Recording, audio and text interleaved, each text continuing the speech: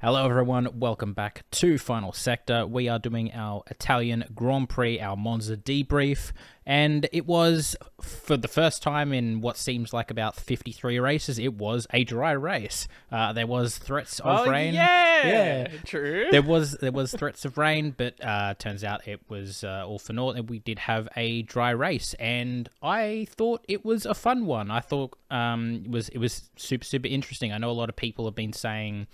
I say a lot of people. Some people have been saying that it wasn't a super interesting race. I seem to disagree. I think there was a lot going on there. I think coming off the back of the Dutch Grand Prix probably doesn't help. But yes. Yeah, and I think it was a lot of interesting little stories there. But yeah, curious how you saw it being the first dry weekend in a while. Did you enjoy it as much as I did? I very much did. I enjoyed it so much that it seemed to actually knock the wellness out of me, and now I've been quite unwell. But irrespective of that, I really did enjoy it. I don't know if I'd say it was my favorite race of the year, but it's probably close. It was really good. I mean, we often come to Monza thinking it's going to be good. It's one of those quite unique tracks, so normally it's going to throw up something odd, even if the year or the races before it have been a little boring. So you think, well, at least we've got Monza here. It's going to be a little different. There's, quality's exciting. It's almost like Monaco where the qualifying can be really good, but it at least then can lend to a really good race as well, because it's one of the best tracks normally to overtake on, provided you haven't got too many DRS trains as such. But as it played out, as we'll go into, of course, it set up quite, qualifying was incredible. It set up a really good fight for the Sunday, and even up and down the grid everywhere. You couldn't even keep track of everything. It was another race where the race ended, and you looked at the results, you went, that car retired, didn't hear about that. Yep. That guy got a point, didn't see how he did that. Yep. And you just went, well, but everything else was still exciting. Yeah, so it wasn't the race director's fault for once. It was just a lot going on. Yeah. I think you were saying that the person that got a point, I had Bottas somehow P10 question mark. I didn't sink in until I think the following day when I was looking at the results. I'm like, how the hell did Bottas get P10? Where did that come from? Did we even see him on the footage? Yeah, it was, was he even out there? I guess to touch briefly on that, he was Piastri probably would have got P10, but he had that incident with Hamilton that effectively took him out of the points. Bottas then late race, he was fighting with Sargent. Sargent was actually running P10 on track for his first points. And then Bottas managed to get past. There was a little bit of argy-bargy there. Sargent basically owned up and said, it was his fault. He got a penalty, which put him down to 13th anyway. So he was very close to his first points, but Bottas did manage to sneak through there. I think because, like you say, there was so much action up front, it's so easy to miss a lot of those things. Like even the race direction didn't get it, because this was at the point where I think the Ferraris were like bashing wheels a bit. The Ferrari was bashing, and there was race-long battles with Albon and just all sorts to keep track of. It's not a bad problem to have, and it's nice almost to you got stuff to look at after. It's not just like, okay, that was the race now. I kind of know what happened. You've got a few stories to untangle as well afterwards. Yeah, well, let's talk about the biggest story, and that's the fact that Max wins 10 in a row and takes the untied record. Red Bull have now extended theirs to 15 in a row. It is the best current ongoing streak for driver and team ever in the history of Formula One. It's completely astounding how dominant Red Bull, but particularly Max, has been. But I know we say it every week, but he is in a league of his own at the moment, even if a certain team principal doesn't want to admit it. But he's just so good. It wasn't as simple as it first might have seemed here. I thought it was going to be extremely dominant. If you look at our preview, we basically said this is the track where they should be more dominant than they've ever been, and yet it wasn't maybe as tricky or precarious as Zandvoort was, but it's still the races they've won this year, it was one of the less straightforward ones, and plenty could have gone wrong, so needed to have strategists needed to be on it. I guess we'll go into that soon as well, that actually strategy wasn't straightforward here. And drivers as well need to keep their cool and not crash into each other, which plenty did out there. So again, to Max's credit, he pulled it home. He had a, I would say he had a cool head because he often comes across as less cool in the car, but I think collected, even if he sounds a bit angry, he's always collected, calculated, and we saw that in fine fashion today. So well deserved to him and the team. Yep. Yeah, definitely. I think like you say, he was very collected. He the way why I say it wasn't as simple as it first seemed. Obviously, you expect. Well, I guess it leads into this point, but we talk about qualifying. He obviously qualified P2 behind Sainz. Incredible qualifying. It came down to the two Ferraris and Max within a tenth of each other. Sainz eventually taking the top spot, which was really, really awesome to see. Obviously, Monza being really Tifosi heavy crowd. It's always awesome to see a Ferrari do 100%. Well here. But there was always this expectation that Red Bull always set up there was have a race car. They set up for the race car, and it seemed even in when the team were talking to Max after they said he got P2, he was like, yeah, that's about right. Like they sort of expected that the Ferraris were going to go all in on this one lap pace. We've seen this before. This happened in Baku, where it was the same thing, right? Where the Ferrari really goes for the all-in pace. I guess the caveat here is if you do go for a car that's just really good in the straights and the clean air, this is the circuit where you have more of a chance. I think there was a little bit of optimism in the air. I don't think anyone has kidded themselves by going, "Oh my God, Ferrari are back," but you still went, Checo, wasn't there as well, so it meant that Ferrari had some upper hand that they kind of had him pincered, so it was like, they can maybe do something. We've seen McLaren, when they've started in the front, kind of battle horns with him a bit.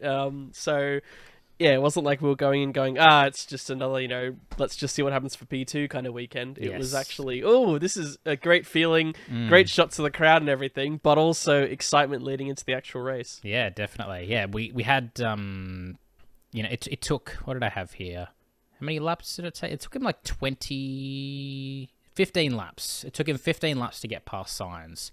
Sainz was, I feel like it was a race less about attacking and more about defending here. Like if you had a stout defense, as you saw from someone like a Sainz or an Albon, who we'll talk about a bit later, you could really benefit from it. Sainz had to defend a lot. I think he spent probably most of his race defending in some fashion against one driver or another. But to be able to keep Max behind for that long, given how fast he obviously looked, it just a credit to how good their top end speed is at Ferrari as well. Like even Max came on the radio saying like they just have such good top speed, like you just couldn't really see, and it actually took a mistake from Sainz locking up into T1 to allow Max to go past. So had Sainz not made that mistake, what could have happened? We saw late race Max and his engineers were he lost a lot of pace to Perez in P2, who ended up P2 obviously. He lost about 5 seconds in the last two laps, and his car was like, it weren't worried, but it was overheating. So we had to cool temperatures down. They basically said, back off way down to be careful here, boys. So. Yeah, they didn't want to catch back markers and run in dirty air and risk anything. Yeah. So if he was, stuck even longer behind Sainz and that car was overheating more quickly, what could have happened there? But, that's all Max needs is one little error, and it's like, oh, cool, thanks, I'll take it. It was a great move into, he obviously bided his time. He didn't just, see the lockup and be like, oh, send it, like he might have done in the past. He bides his time and, gets the good run out of T2, and then by the time he gets to the next chicane, he makes it through. And he's just far enough ahead, late on the brakes, and he can throw it down. Yeah, really, really good racing. Yeah, it was... I wouldn't say Sainz necessarily made, a critical mistake. Maybe it's a...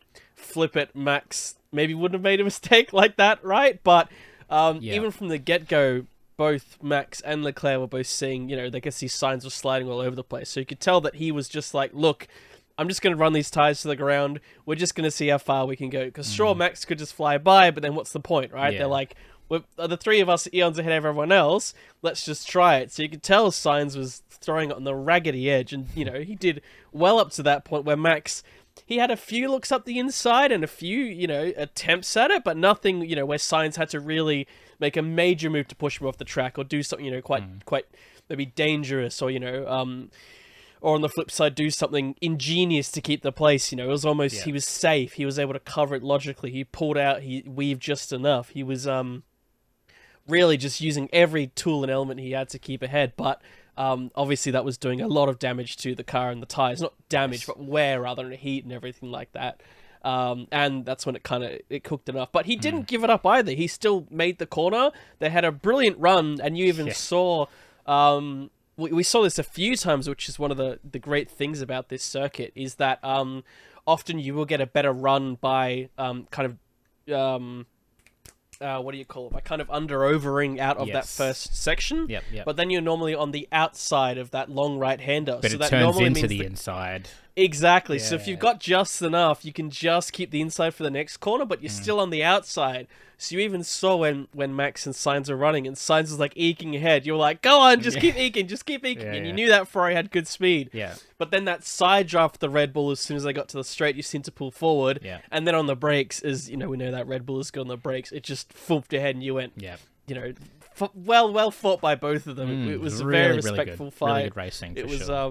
It was amazing racing. But and then, of course we thought, is that the end of the excitement? But as it turned out, again, theme of this year, just because the battle for P1 may be over, it doesn't mean that there's not excitement at every corner of every lap for the rest of the race. Yeah, well, let's talk about Perez then, because Perez started P5, and he did fight his way up to P2, but he fought for it. He did fight. He had to fight for it. Yeah. Everyone who climbed through that grid really had to fight for it. Play the long game in some cases as well. Definitely, yeah. So Perez, obviously, he was stuck behind Russell for the first stint. Russell started P4, obviously. And yeah, Russell, he notoriously makes everyone work for. I feel like I've seen Russell do this, maybe even last year at Monza. There was someone behind him, and he's just so good into that T1-2 chicane, just placing his car absolutely perfectly. Yeah. I have this vague memory of Russell doing exactly the same thing to another driver.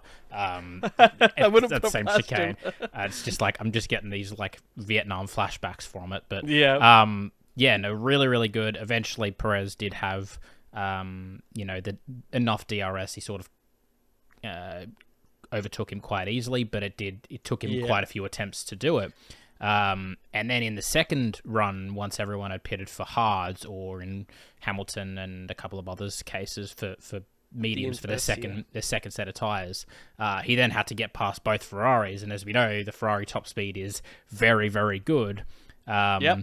And it took him 25 laps to get past both Ferraris. Like, he came out not far behind, I think pretty much right behind the Ferraris when he pitted wasn't for that hards. far off, it took him 25 laps to get past both of them, who were just ahead of him. So it just goes to show how good that Ferrari was here. It really, really was, and how hard he had to work to get past them. So, Perez did end up taking the P2. I think that was, again, we say it was I sort of expected it. I think, given how hard it was to overtake here and how fast that Ferrari actually was, I would say it probably wasn't. I think it was good racing from him to get that P2, because I could very easily see a Max and then two Ferraris on the podium and be like, that's probably fair.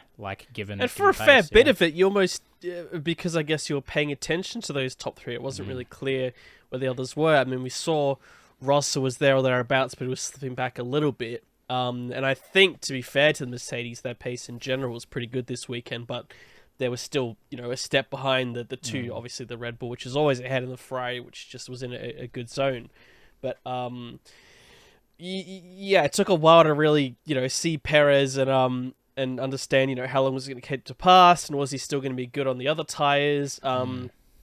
I guess when factors like tire wear and heat started to come into it, that's when maybe you thought, okay, maybe because he's known as being better on his tires and keeping the heat down, this might play into it.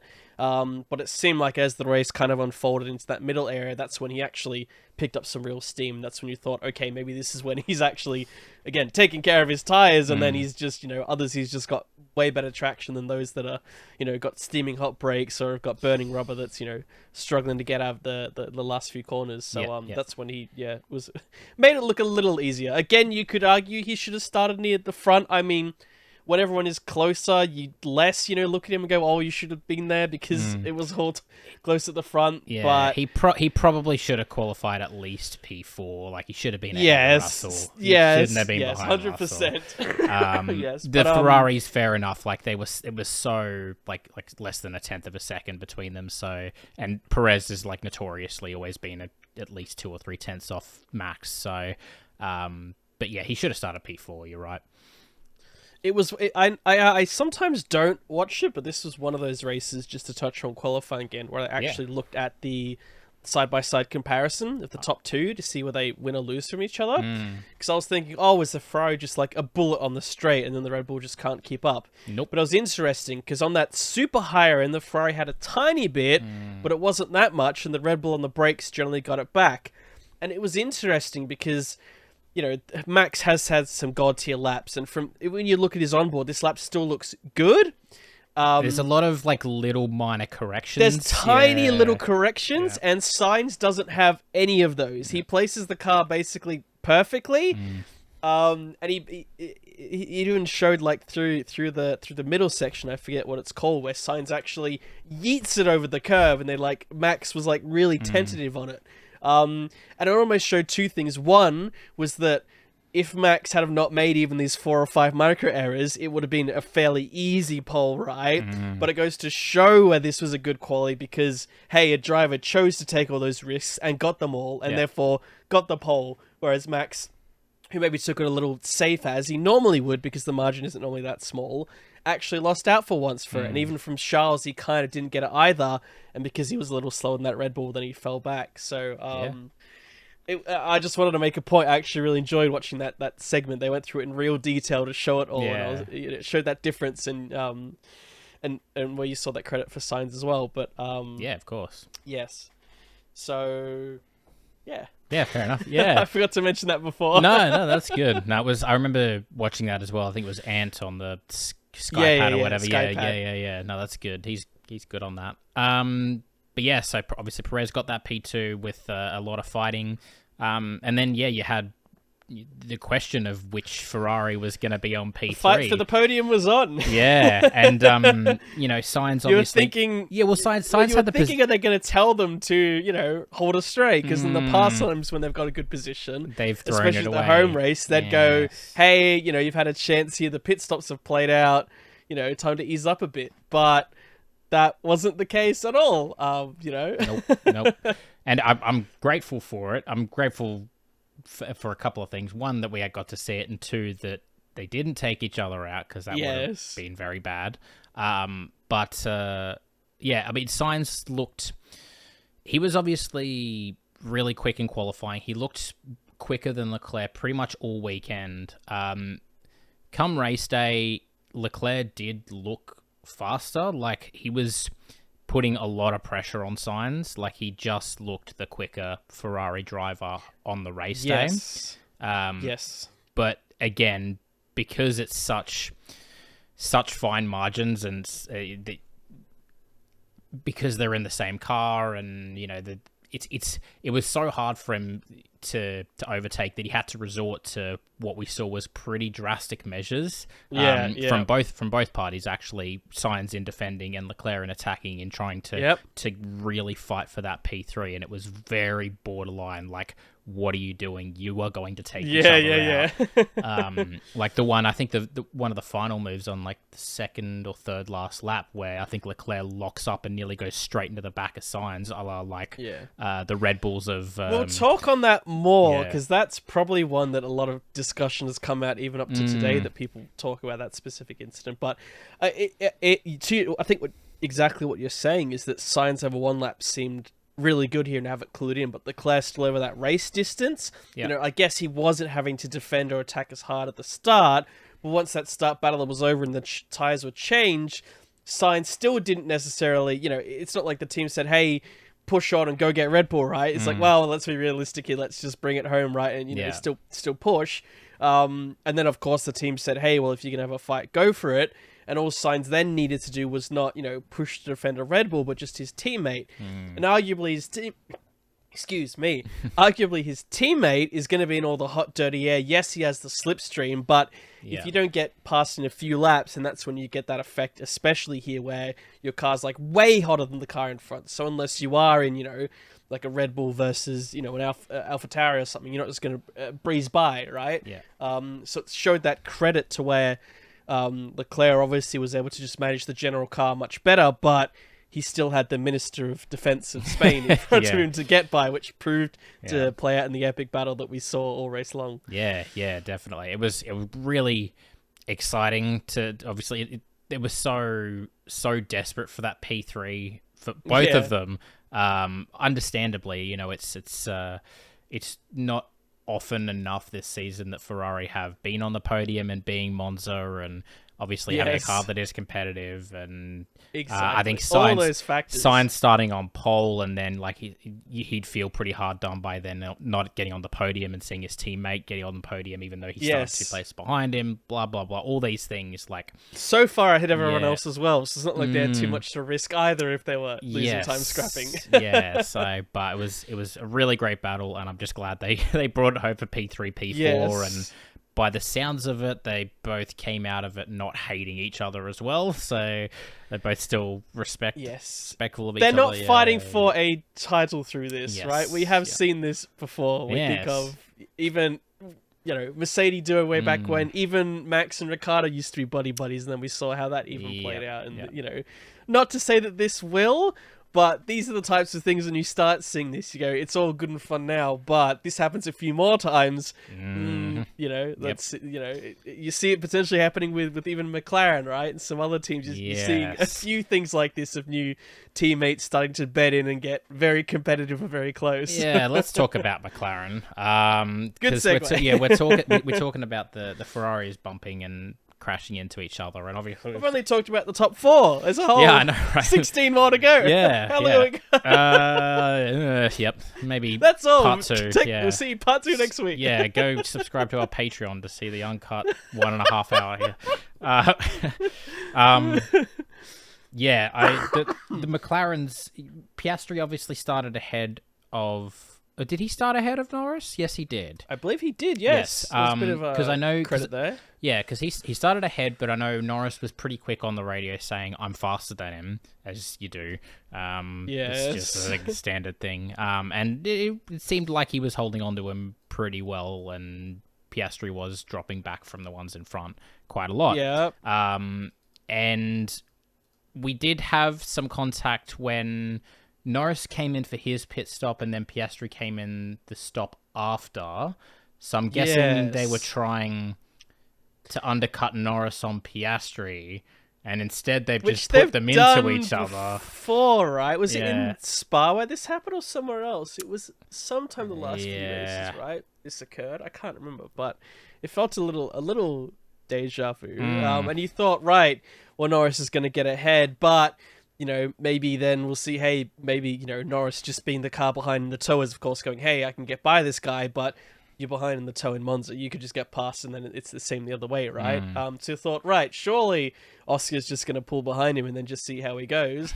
And he decided, stuff it, I'll give it a go into T1. Yep. I think we almost, I don't know if we saw it live or if it like showed it and then it cut away and then it cut back, so it was almost like, oh, something's happened here. We didn't expect that. You get those TV moments where it's something like, wait, how has this happened? It was almost reminiscent of 2 years ago when we had the Titanic crash here between Max and Hamilton. And you saw them coming out of the pits and it almost looked like nothing. You just expected, okay, Max, and then they're in the gravel and one's on top of the other. And then suddenly these side by side, it's like, how did he do that? It's almost like an illusion where, especially that far cam, where you pull out of the pits and you've actually got most of the straight still to go coming out of the pits, and you get up to speed quite quickly. So even if it looks like the car's coming by, you go, oh, he's got him by a mile. No, the he car doesn't. on the inside can pick up pretty quick, and he's in the inside. So if he wants to send it, he can have a go. Even if in this case, overshot it by a little bit there, buddy, and they're very, very lucky it wasn't more than overshooting it by a little bit. I know that that McLaren have come out, like the Andrea Stella, I think it was, came out and said don't do that again. Like, don't ever do that again.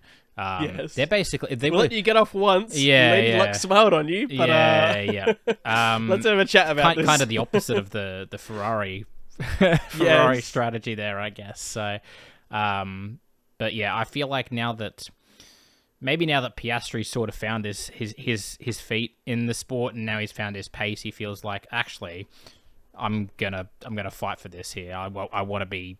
I know I'm as fast as him. I want to show that I can fight with the supposed golden child of Formula One, being Norris. So the golden child of McLaren even. Yeah. So, and I don't know if there was a factor of where, because he was again getting undercut. Like I didn't. I think last time this happened, everyone kind of looked at it, and went, okay, it looks like they did manufacture something. And Oscar was asked a lot about it. He said, oh well, it kind of played out how it did. Maybe he was quicker than me, so I'm not fussed.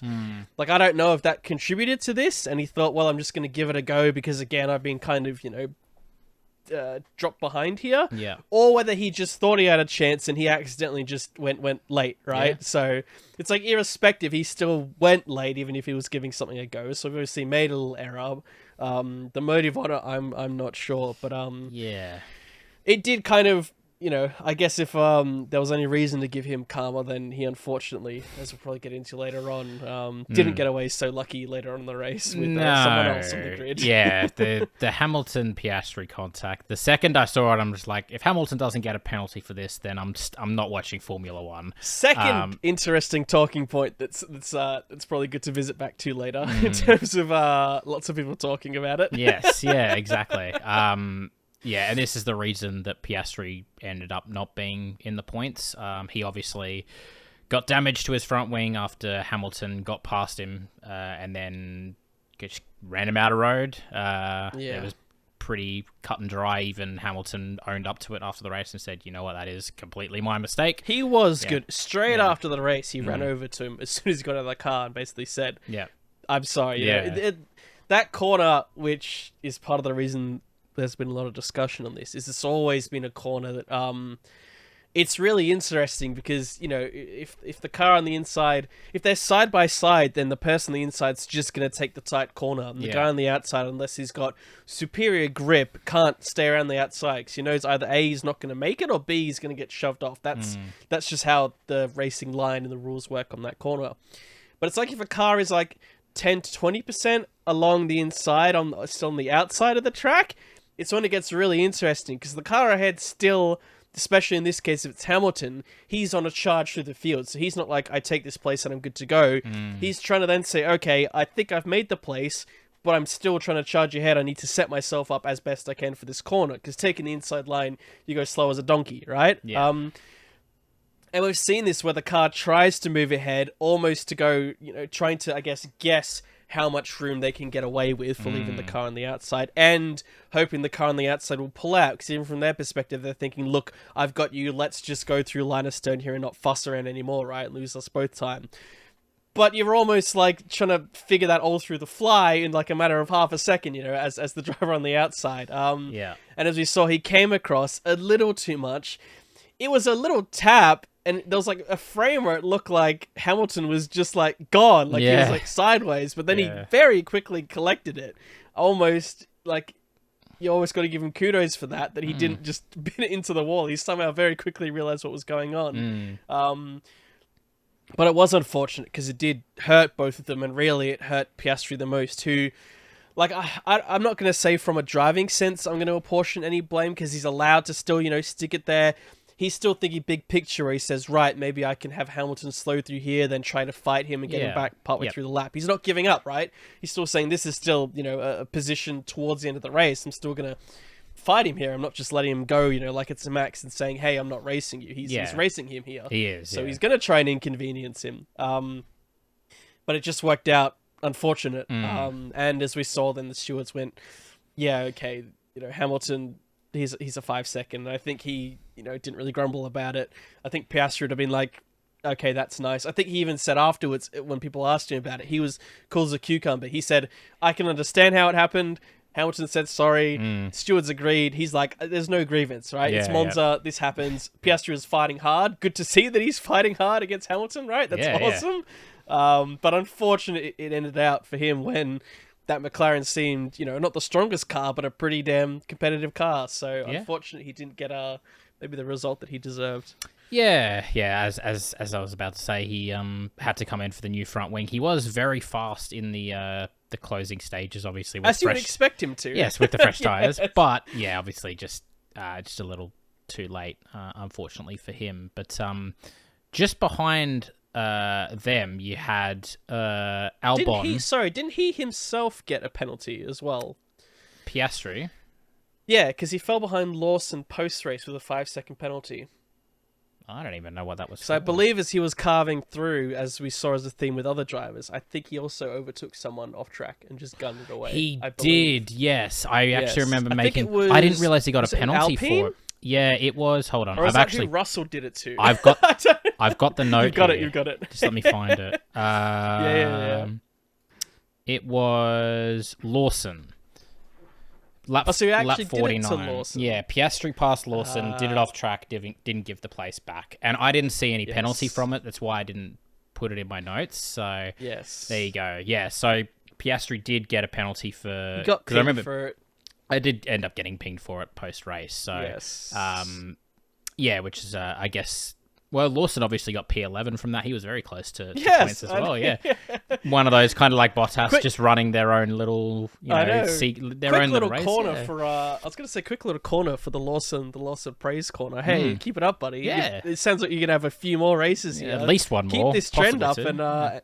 Yes, I know. Yeah. Well, it's looking like it's going to be a few. So, if he keeps his trend up, he could put Red Bull in a very tricky situation come their drivers. Yeah, so, if they sign that Perez contract or the Ricciardo Tsunoda contract for next year, yeah.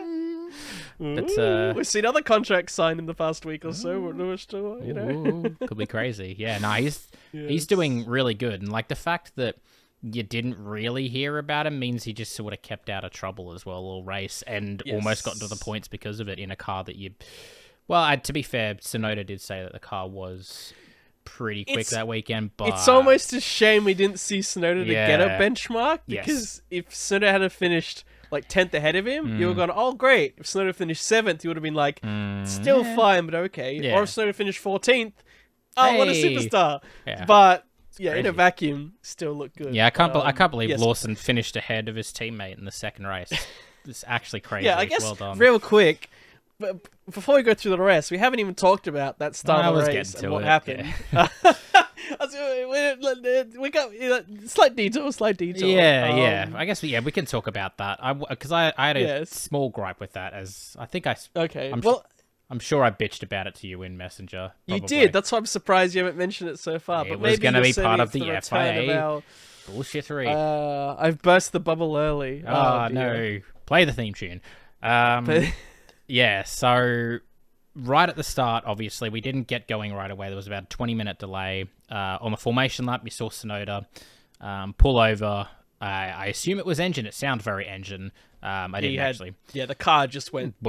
dead. Yeah. And he went smoky. Yes. Uh-oh. Yeah. Couldn't get it out of gear, which is important to note, which means they couldn't roll the car back into the slip lane where he pulled up to the side to. They needed a vehicle to basically recover it. So that was on the formation lap. They aborted the start pretty quickly, and then they went for another formation lap. As they're coming around, they're like, he's still there. Perez is confused why they don't just move the car, and it's like, okay, if they could have, they would have, but sure, brother. Why not just move the car? It's a genius. Why didn't I think of that? So they did that second formation lap. The car was obviously still there, meaning they had to get the truck out for it. And then they sat on the grid for what seemed like an eternity.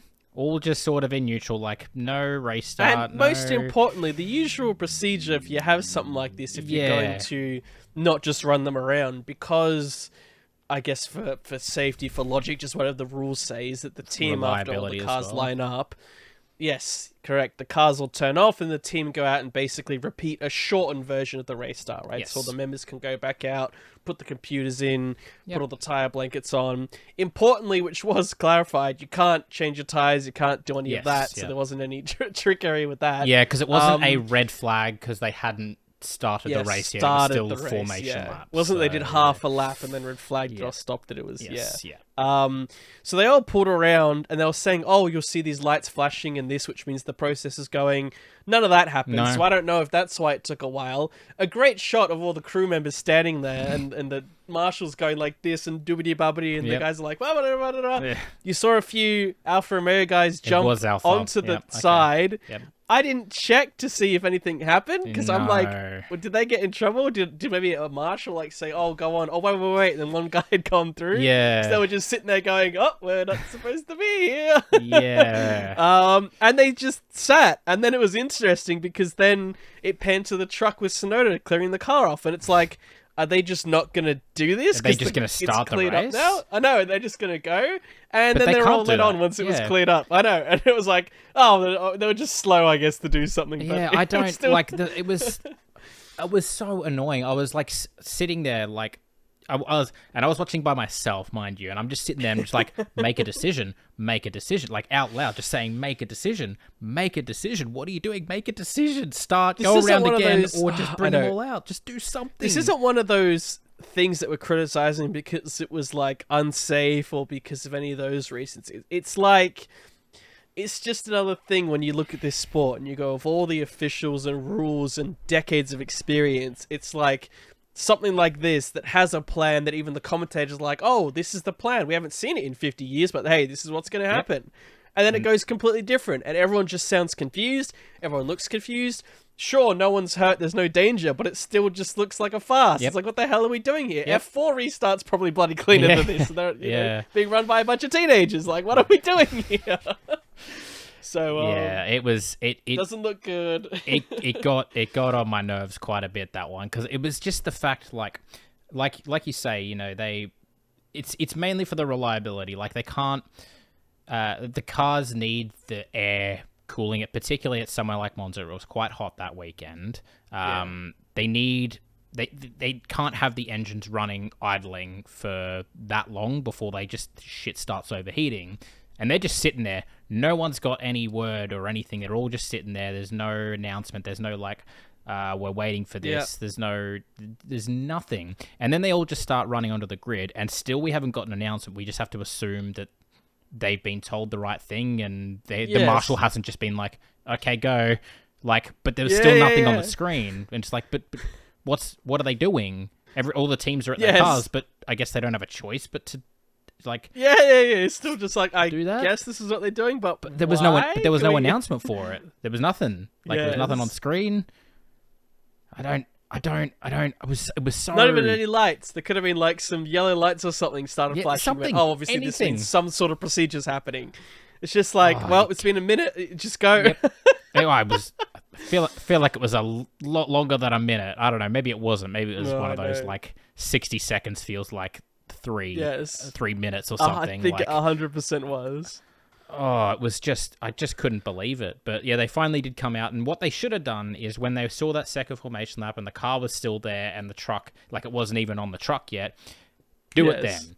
Just say, hey, once you get on the grid, turn the engines off. The teams can come onto the track once the all clear's done. It's all they should have done. And they had so much time. They had so much time to do that. And they still can't do it. And I feel like this is... the FIA decisions, I feel like they're either way too quick, particularly with like red flags and things. I feel like they throw them way too quickly a lot of the time, but at least in the term, like if they're consistent with it and it's because of safety, fine, I can get behind it. And then there's certain decisions like this that they just take way too long, and it's like, this is a simple decision, and it's really easy. You've got basically even like two there's options. A variable factor. Yeah, there's option A and there's option B. You look at them and be like, which makes the most sense? And if you're gonna go in terms of safety, you go with this one. Beautiful, done. That took me 15 seconds to think of, and you could have done that before Carlos and even if even they made to it, his it's grid like, squad. why is it then not being enacted? Why are we doing something different? Why? Yeah. There's a policy, a practice script for this. Yep, it should be. So... It got on my nerves, as you can probably tell. It really did. But yes, it's funny. yeah. It's like giant 20-car pile-up fireball, and there's like, we just go, oh, whatever, it's just racing. And then we see this, we go, this is the fucking worst sport ever! God, I hate it. I'm never buying F1 tickets ever again! Fuck this shit, cancelling my subscription, back to the Chinese streams, pay with my wallet. Yep. It does feel like that sometimes, but... In front of Berger and Lacey and all my heroes as well, how dare they? Unbelievable. In front of the Tifosi crowd as well, the most most dedicated fans. Really? Right in front of my Tifosi? How dare you? But yeah, once the race got going, it was good. But that was a bit of a sour start to it. But what was the original point? Oh yeah, Lawson and Tsunoda. Yeah, we didn't have a benchmark for Lawson, but he did P11, so that was good. Awesome. Yeah. Well done, Lawson. Well, that was getting onto a trend of penalties here, which was interesting. I guess what a lot of these factors go around, which we've touched on, was tyres, and it seemed here that most teams thought it'll be a pretty easy start in the medium, see how you go, guess if you're going to under or overcut, and then go on your hards, and then go towards the end of the race. These tyres were a step softer from last year, so it meant that the hard was the medium was the soft. Yes. I don't know if I said that right, but is that correct? Were they actually a step softer, or was it just they were a step softer, or was it just a hard that was a step softer? Less steps. But then the hard and the medium would be the same from last year. Maybe I'm wrong. Maybe I'm thinking of the Dutch Grand Prix. I feel like all three were a step. Yeah, you're probably softer. Right. I'm probably thinking. But all it meant was because we'll put a thing up. Boop, and there you go. I can't be seen looking stupid on the internet. Well, now that you've said that, uncut version of this on Patreon. That's gonna be the first line of this video now. I'll forget. We'll get halfway through and go, oh yeah, put that at the front. But irrespective, the wear and I guess the ability to manage tires was a lot more important than the team's drivers thought so. There is a later point which I will save, put in the back of my mind for someone not talked about yet, so I'll pocket that. But it meant that some people actually, I think we all realized pretty early to say, hey, the undercut here is going to be super powerful, which everyone was like, oh, this is exciting. Who's going to bite first? Is it going to be, Max that maybe tries to undercut on a pit stop? Are Ferrari going to pit straight away? But then you went, oh, wait, but then if the hards wear away, then you have to two-stop, and then that sounds bloody horrible. You just want to do the one-stop. So I think it's almost like some teams and drivers are going, okay, push now. They're like, oh, no, wait, we need +2 on the tyres. Oh, wait, push now. Yeah. And you can almost, feel that going throughout the entire grid, where some stopped pretty damn early, some stopped pretty damn late. Hamilton, I guess, was the big wild card who started on the opposite tyre. Yes. And then had to go... Which was always going to be a weird one to look at. Yeah, he thought he had a lot... I think even... I think the commentators, I think Martin also said, but Hamilton said over the radio, like, this is a long way to go on the medium tyre, we feel. But as was rightly pointed out, there were drivers who had gone similar stints on higher fuel loads on that tyre, and generally the Mercedes are pretty good on tyre wear. So I'm not surprised that he managed to make it to the end of the race still with pretty decent pace. So I guess the biggest one that I can think of, the biggest driver that I can think of that coming to what you're talking about in terms of extending stints and things is Albon, because Albon did pit quite early for those hard tires. He was the one I had some thoughts on, yeah. And he did manage to hold on to P7. I expected that Williams to be a little stronger. I think you did obviously go on that P3, but I did... Yeah. Well, I think it was about as strong as I expected. I think other teams were actually just a lot...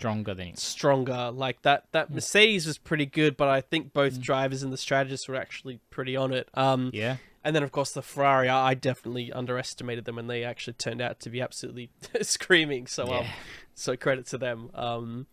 But yeah, so I guess what I was going to touch on with Albon, which in hindsight is a beautiful thing. because we saw him defending from those McLarens for basically all of the stint. Yeah.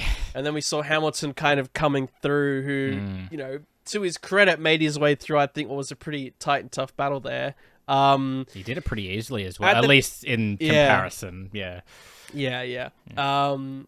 If Albon had fallen to both those McLarens, what I was thinking was, you say he committed to that stop really early, which meant that he actually had a really good run early on his hard tire, and I guess put him ahead of these other guys. I guess he was kind of battling with them before the stops, but it meant he was kind of assured to be ahead of them still, and then he had to defend. But when I thought he might be a sitting duck, I was thinking, look, he's boxed so much early, and we've seen there's so much pace on the new tire.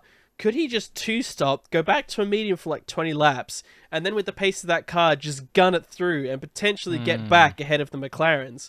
Now, he stayed ahead of them anyway. Yeah. Could he have maybe done that and caught back up to Hamilton? I think it would have been close looking at the results. He also had the 5-second penalty, Hamilton, which didn't cost him a place, but could have put more pressure on Hamilton. And given that Alonso also caught up to that train but couldn't do anything, it was a little more risky. If at the end of that race, though, I saw he'd fallen out to, you know, Norris, Alonso, and potentially Piastri if he was still up there, a bit of me would have gone, they should have gone for that counter strategy as soon as like 20 laps to go. They've seen the pace that Hamilton has, even stopping way earlier, and we know that Williams is a rocket, and he's pretty good at passing, so I was like, I would have loved to have seen that, but I still think with how it played out, which was full credit to him, you know, he got the 7th, which you may even go, well, that car should have done better. It's still a Williams in 7th when we had, 2 Red Bulls, 2 Ferraris, 2 Mercedes finishing. For him to be best of the rest of that still is, you know, full kudos when, again, under total pressure the whole race, it wasn't a walk in, a park for him. I guess you're right. When you think of it, he was only behind the 3 teams, the Red Bull, Ferrari, Mercedes, as you say. So that's exactly not bad. And they all Williams, had fairly straightforward races as well, right? So from that perspective, it's not like they're coming from the middle of nowhere. So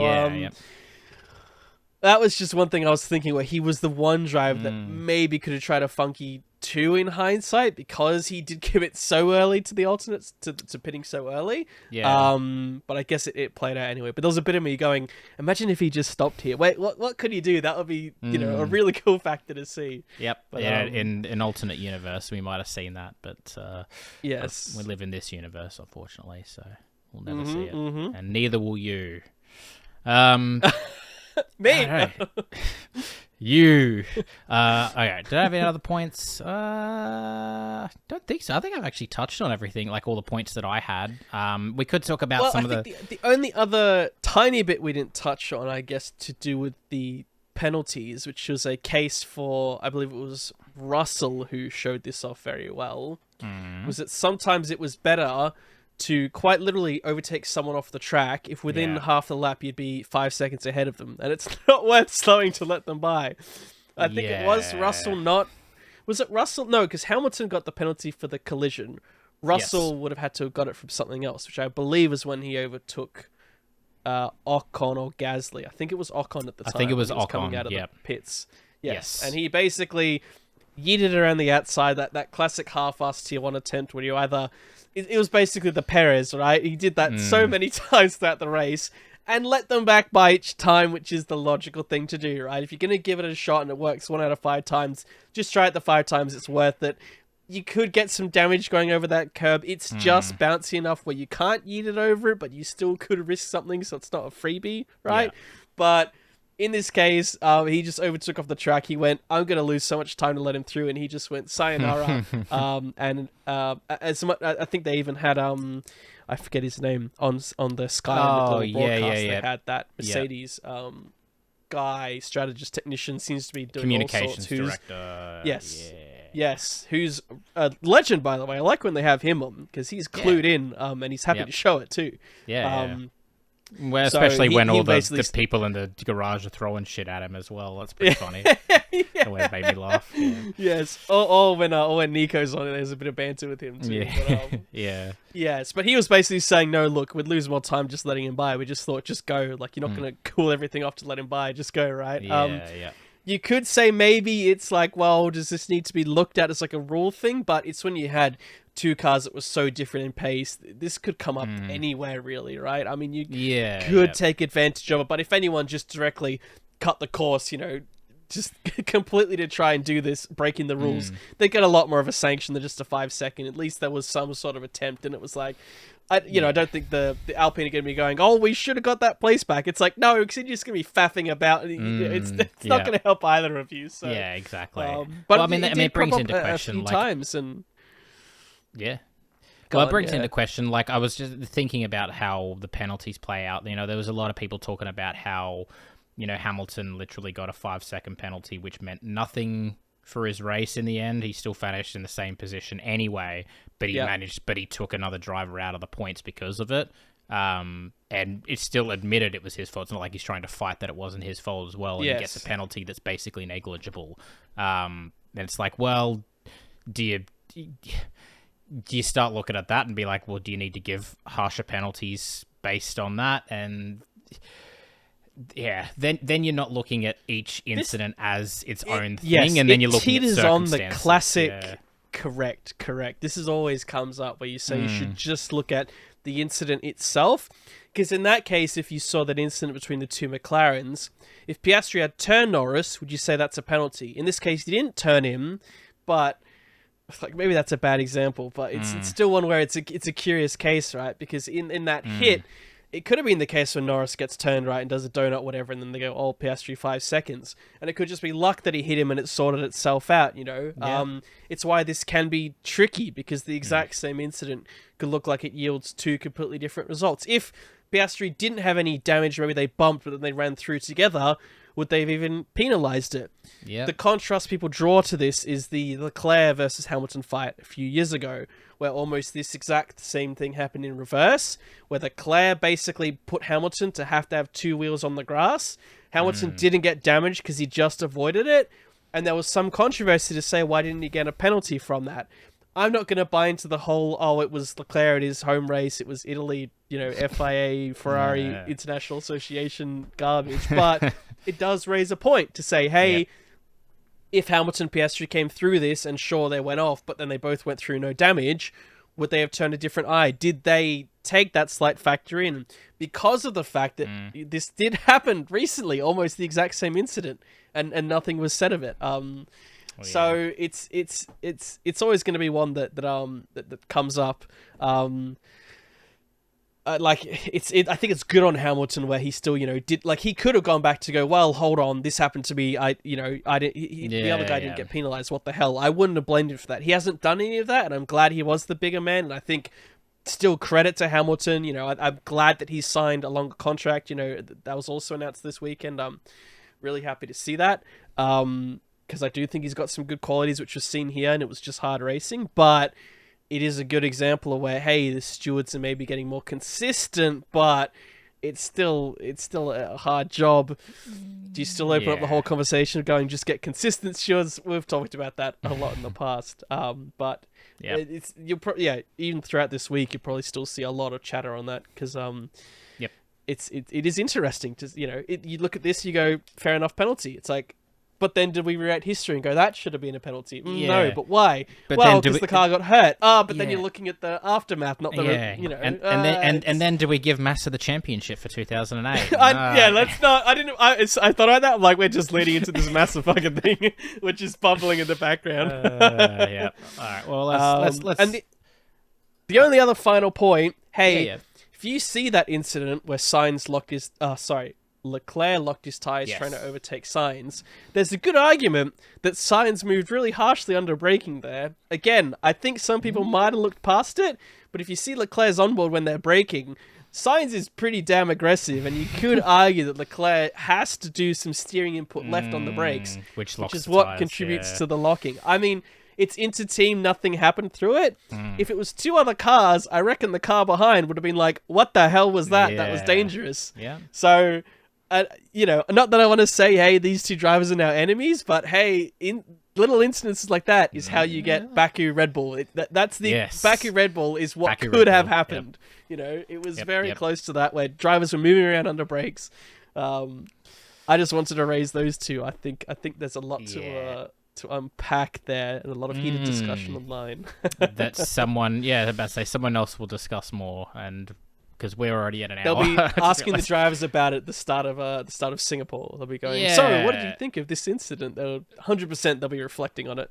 Yeah. It's probably good that it's not a back-to-back. They probably won't get quite as many questions because people will have forgotten about it. So, but yeah, that was pretty much it for the actual main race. The only other point I did want to make is congratulations to Gabriel Bortoleto for winning the F3 championship. I've been watching the Formula 2 and Formula 3 a lot, and he was... You've been a big fan. Yeah, he was incredibly dominant all season, and very, very well deserved. Very consistent, and very, very quick as well. So I had to... Prema got the teams too, right? They did, because they had... Bortoleto was Trident, but they had their other drivers, Fornaroli and Goethe, I think. Goethe in particular, he had troubles right at the start of the race. He put it on pole and then had a stuck throttle, so he was completely out. And I think they were... I think if he was up there, because Fornaroli was also up there as well, I think Trident possibly could have taken it. But, but I know... Prema have three, as they always do. They had three really strong drivers as well. Can't beat that consistency throughout the season. They are always strong. Trident, actually, I looked at Trident as well, and they are... I'm not going to turn this into an F3 podcast, although we could. The Trident have actually been pretty strong in Formula 3 in the past as well, so it's good to see. But... Bortoleto winning the F3 championship will almost certainly get him into F2. Hopefully we can see the same consistency from him. We've still got one more round before... I think it's just Abu Dhabi for F2, isn't it? Which Porsche is clinched to win after Vesti had a bit of a shocker at Monza. Yeah. So, but yeah, it's still... it's Vesti or Porsche, and if Porsche wins it, then I'm very curious to see what happens next year with Formula 1 teams, but we'll have to wait a little while for that as well. Yeah. But, we will. Anyway, that's it from me. Thanks for watching or listening, and we'll be back for the Singapore preview in about a week's time. Take care, everyone. Indeed. Bye-bye. Ciao.